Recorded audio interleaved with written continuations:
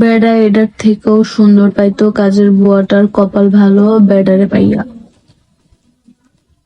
কেন বইন, তোর কি আফসোস হয় আমার বেটায় কাজের বুয়া পাইছে গে আমার থেকে বেটার কিছু পাইতো? এটা কি তুই বলবি? তোর কি সমস্যা এখানে? তোর সমস্যাটা তো আমি বুঝতেছি না, নাকি তুই আমার জায়গায় আসতে পারস না দেখা তোর আফসোস হইতেছে?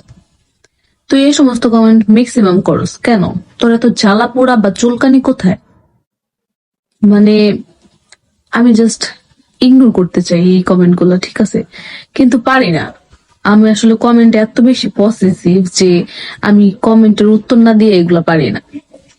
তোর এত চুলকানি কোন জায়গায় আমার একটু বলিস তো, কমেন্টেই বলিস, তারপর নাহলে তোর ব্লগ দিব। ফালতু মহিলা কোন জায়গায়। আমাকে নিয়ে কেন তোদের এত চুলকানি জ্বালা পোড়া? আমার হাজবেন্ড কাজের বুয়া বিয়ে করেছে, তাতে তোর কেন এত জলে? রীতিমতো এবার কমেন্ট পড়ে খেপে গেলেন মৌসুন্দা। হ্যাঁ ভিউয়ার্স, রিসেন্টলি সোশ্যাল মিডিয়াতে মৌসুন্দার একটা ভিডিও প্রকাশ হয়েছে। সেখানে দেখা গেছে মৌসুন্দা একজনের কমেন্ট পড়েছে।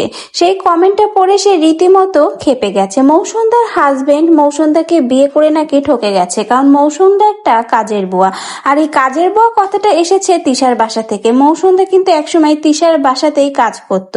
এরপর থেকে তিশার বাসা থেকে যখন চলে আসে, রীতিমতো সকলেই কিন্তু তাকে কাজের বুয়া বলে নানা ধরনের উপাধি দেয়। এমনকি তিশাও কিন্তু তখন সোশ্যাল মিডিয়াতে মৌসুন্দাকে কাজের বুয়াই বলেছিল।